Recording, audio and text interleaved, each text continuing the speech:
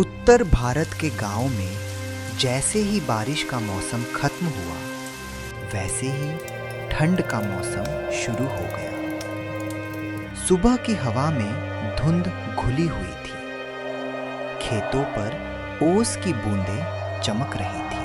अरे श्याम, इस साल तो ठंड कुछ ज्यादा ही पड़ रही है ना। सांस लेते ही जैसे बर्फ अंदर चली जाती है। हाँ भाई, इस बार की ठंड तो पिछले 10 सालों की कसर निकाल रही है। खेत में जाने का मन ही नहीं करता, और ऊपर से वो ठंडी हवा, बैल भी कांप रहे हैं। लगता है आज हल चलवाने से पहले 2 कंबल उड़ाने पड़ेंगे। हाँ, इतनी ठंड में काम पर जाने का मन भी नहीं होता। इतनी सर्दी में तो हड्डियां भी जम जाती हैं। हाँ, पर काम पर तो जाना ही पड़ेगा, नहीं तो खाएंगे क्या। हाँ, सही कहा। चलो मैं अब घर जाता हूँ। देखना पड़ेगा कि घर में कुछ है भी कि नहीं। ठीक है, मैं भी चलता हूँ।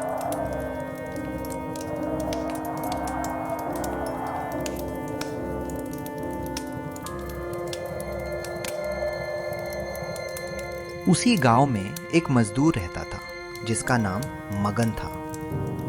मगन बहुत गरीब था। जो कमाता उसी से उसका घर चलता था। वह अपनी पत्नी और बच्चे के साथ एक छोटी सी झोपड़ी में रहता था। मगन, तुम्हें तो पता ही है कि तुम जो कमाते हो वही हम शाम को खाते हैं, पर अब सब चीजें खत्म हो रही हैं। हाँ राधा, मुझे पता है। ठंड की वजह से 2 दिन से कोई भी काम नहीं मिला। पर मगन, हमारे पास आज का ही खाना है। ठीक है राधा, मैं काम की तलाश में बाहर जाता हूँ और आते वक्त कुछ लकड़ियाँ भी ले आऊँगा। और मगन काम की तलाश में बाहर निकल जाता है।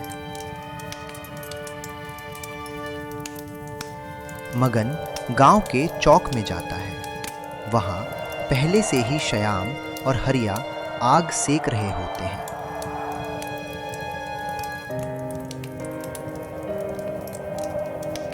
अरे श्याम और हरिया, तुम दोनों इधर क्या कर रहे हो? काम पे नहीं गए क्या?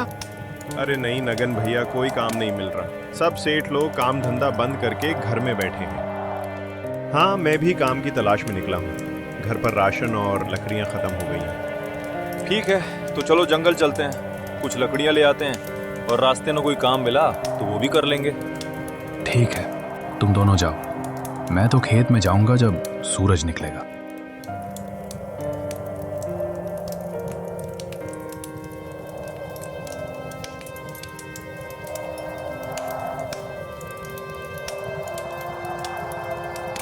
मगन और श्याम दोनों लकड़ी लेने के लिए जंगल की ओर जाते हैं। श्याम, आज के गुजारे के लिए कोई काम ढूंढना होगा।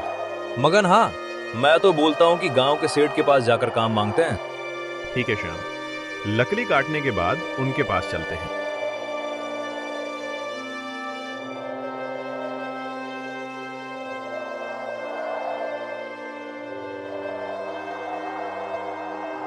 दोनों लकड़ी काटना शुरू कर देते हैं।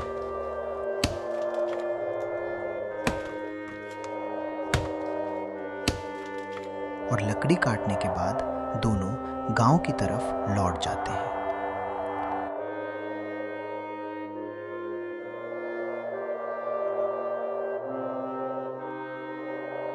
जंगल से सीधे वो दोनों गांव के सेठ के घर जाते हैं।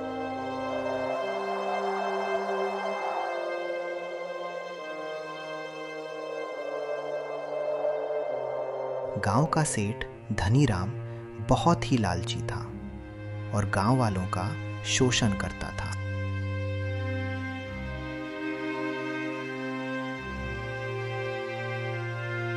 नमस्कार सेठ जी। हाँ बोलो मगन। और श्याम, कैसे आना हुआ? सेठ जी, अगर कुछ काम मिल जाता तो हमारा गुजारा चल जाता। सेठ थोड़ा सोचता है और मन में बोलता है, वैसे भी कोई काम वाला मिल नहीं रहा। इन दोनों से आधे दाम में काम कराऊंगा। हाँ, काम तो दे दूंगा मैं तुम दोनों को, पर आज आधे दिन की ही मजदूरी दूंगा। मगन थोड़ा सोचकर जवाब देता है। ठीक है सेठ जी, हम तैयार हैं। तो ठीक है मगन, तुम मेरे खेत में जाकर काम करो, और श्याम तुम मेरे घर का काम करो।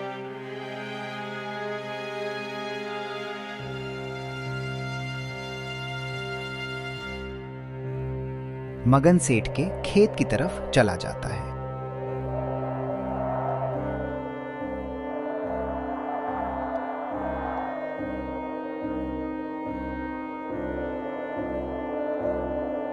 खेत में तो बहुत ठंड है, पता नहीं मैं कैसे काम करूंगा। चलो काम शुरू करता हूं।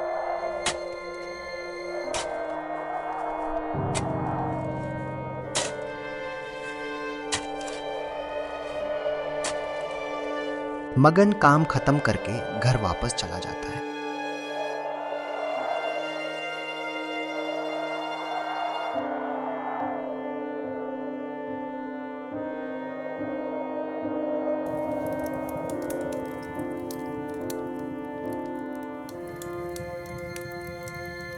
राधा, मैं लकड़ियां लेकर आया हूँ। अच्छा हुआ तुम लकड़ियाँ लेकर आए।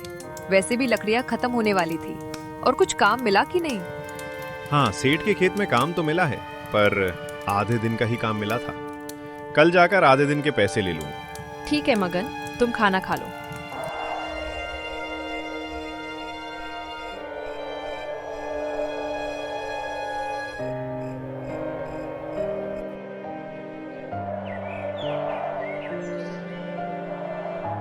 अगले दिन सुबह सुबह मगन सेठ के घर पैसे लेने के लिए निकल जाता है।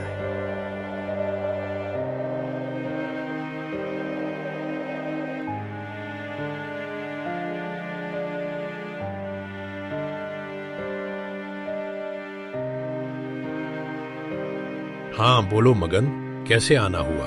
सेठ जी, मैं कल के आधे दिन के पैसे लेने आया हूँ। घर की हालत बहुत खराब है, इसलिए राशन लेना है, तो मुझे पैसे दे दीजिए। ठीक है मगन, ये लो 100 रुपए, कल के आधे दिन के। पर सेठ जी, 100 रुपए तो बहुत कम है, और मैंने तो बिल्कुल खराब मौसम में काम किया था। इतने पैसे बहुत है मगन, और पैसे चाहिए तो पूरा दिन काम कर ले। ठीक है सेठ जी, मैं सोच के बताऊंगा। मगन वहां से चुपचाप निकल जाता है। मगन दुखी था, क्योंकि 100 रुपए से उसका घर नहीं चलने वाला था, और वह जंगल की तरफ चल पड़ा। रास्ते में मगन को गांव का एक बुद्धिमान बूढ़ा व्यक्ति मिलता है, और वह मगन से पूछता है,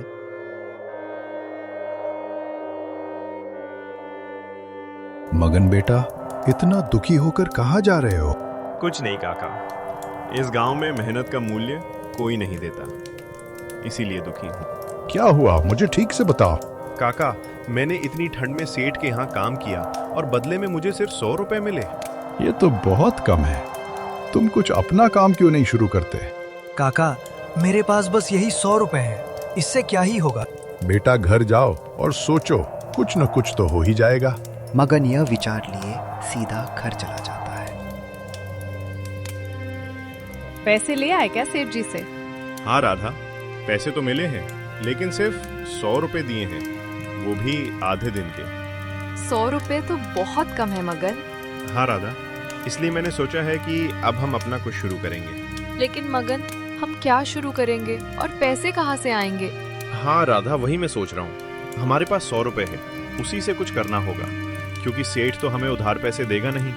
ठीक है, कैसा रहेगा अगर हम प्याज के गर्मा गर्म पकौड़े बेचें? हाँ, अच्छा विचार है, और साथ में चाय भी रखेंगे। तो मगन, तुम बाजार से प्याज, हरी सब्जी और दूध ले आओ, और कोई ठेला भी उधार ले लेना।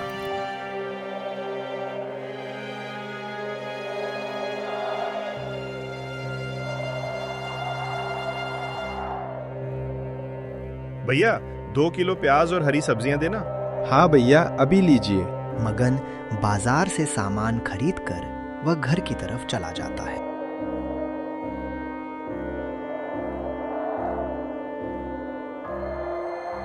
राधा, मैं सब्जियां ले आया हूँ।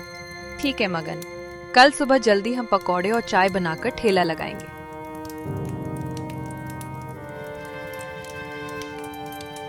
राधा सुबह उठकर प्याज मिर्च को बारीक काटती है।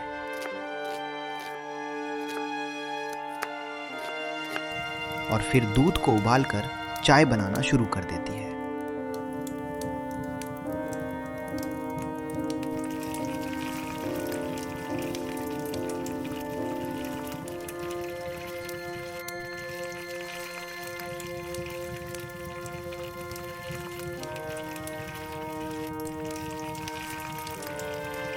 चाय और पकौड़े तैयार होने के बाद मगन गांव के चौक में प्याज के पकौड़े और चाय का ठेला लगाता है और पास में ही आग जला लेता है। धीरे धीरे करके लोग गर्मा गर्म चाय और पकौड़े की खुशबू से मगन के ठेले पर आने लगे। मगन बेटा, क्या बेच रहे हो? खुशबू तो बहुत अच्छी आ रही है। प्याज के पकौड़े और चाय काका। अरे वाह बेटा, सर्दी में प्याज के पकौड़े और चाय मिल जाए तो मजा आ जाएगा। तो मुझे एक प्लेट पकौड़े दे दो। हाँ काका, अभी लीजिए। मुझे भी चाय दे दो मगन, और पकौड़े भी। हाँ हरिया भाई। मगन क्या बात है, पकौड़े तो बहुत स्वादिष्ट हैं। धीरे धीरे मगन का ठेला चल पड़ता है। मगन सामान बेचकर घर चला जाता है।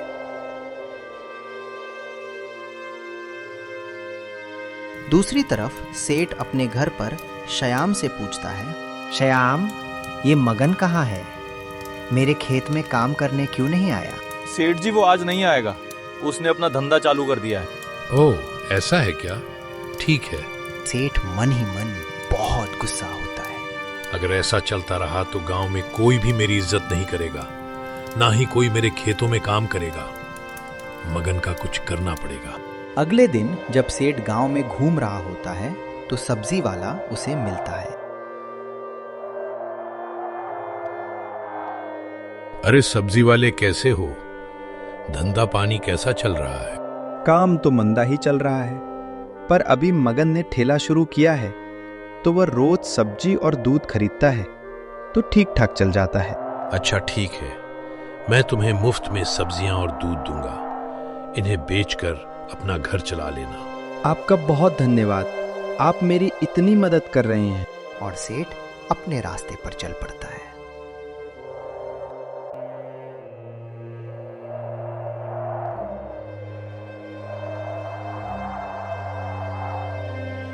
अगले दिन सेठ बहुत सारी सब्जियां लाकर उनमें इंजेक्शन से कुछ डाल देता है। देखता हूं मगन कैसे ठेला चलाता है। शाम को सेठ इंजेक्शन वाली सब्जियां सब्जी वाले को दे देता है।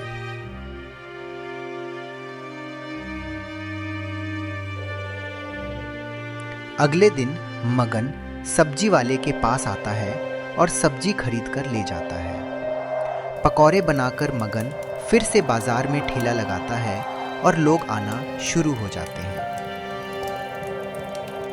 मगन भाई, एक प्लेट पकौड़े लगा देना। हाँ काका, अभी लीजिए। जैसे ही ग्राहक पकौड़े खाते हैं उनके पेट में दर्द शुरू हो जाता है और मगन तुरंत दोनों को अस्पताल ले जाता है। अच्छा हुआ तुम दोनों को समय पे अस्पताल ले आए। पर डॉक्टर साहब, इन्हें क्या हुआ है? इन दोनों को फूड पॉइजनिंग हुई है। शायद इन्होंने कुछ ऐसा खा लिया जो ठीक नहीं था। लेकिन इन्होंने तो पकौड़े खाया था जो मैंने बनाया था, और मैंने तो कुछ भी खराब चीज इस्तेमाल नहीं की। अगर तुम ऐसा कह रहे हो तो पक्का या तो दूध खराब होगा या सब्जी। तुम दूध और सब्जी दोनों लैब में दे देना टेस्टिंग के लिए, और जब तक रिपोर्ट ना आ जाए किसी को भी पकौड़े मत खिलाना। ठीक है डॉक्टर साहब।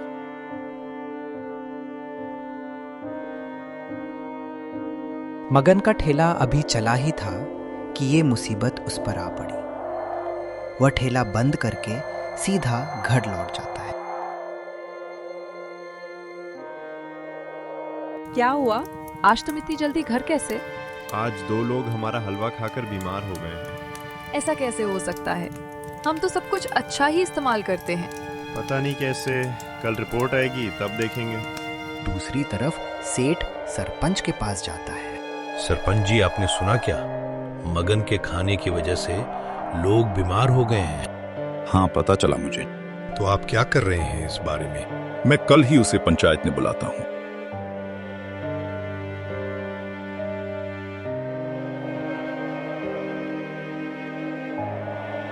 सरपंच मंगल के घर जाता है।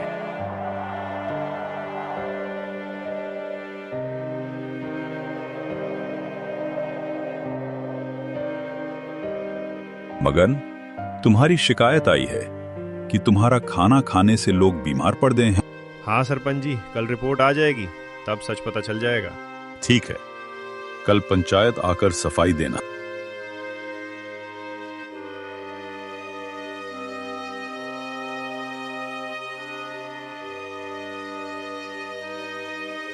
अगले दिन मंगल रिपोर्ट लेने अस्पताल जाता है। डॉक्टर साहब, क्या आया रिपोर्ट में? मगन, तुम्हारे पकौड़े में एक केमिकल इस्तेमाल हुआ है जिसकी वजह से लोग बीमार हुए। वो ठीक है, और मैंने तो सब्जी वाले से खरीदे थे। और हाँ, कल सरपंच जी ने सबको पंचायत में बुलाया है। ठीक है, मैं रिपोर्ट लेकर पंचायत में आ जाऊंगा।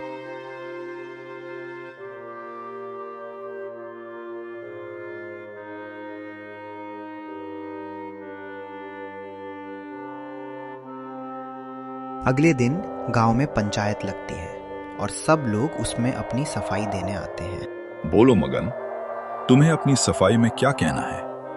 तुम्हारे बनाए खाने से लोग कैसे बीमार हो गए? सरपंच जी, मैंने तो सब कुछ अच्छी क्वालिटी का ही इस्तेमाल किया था, और सब्जी तो गांव के सब्जी वाले से खरीदी थी, तो लोग कैसे बीमार पड़ गए? मगन, सबको साफ साफ बताओ। मैं बताता हूँ। मैंने मगन के बनाए पकौड़े की जांच की है और रिपोर्ट में पता चला है कि सब्जी में कोई केमिकल मिला हुआ था। इसका मतलब गलती सब्जी वाले की है। सब्जी वाले, बताओ तुमने ऐसा क्यों किया? सरपंच जी, मैंने कुछ नहीं किया। ये सब्जी तो मुझे सेठ जी ने मुफ्त में दिए थे। सेठ जी बताइए, आपने ही सब्जी वाले को सब्जी दिए थे क्या?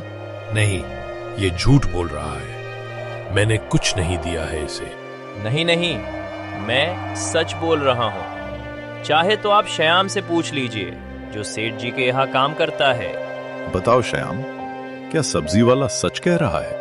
हाँ सरपंच जी, सेठ जी ने ही सब्जी वाले को सब्जी मुफ्त में दिए थे। अब बोलिए, सेठ जी आपने ऐसा क्यों किया?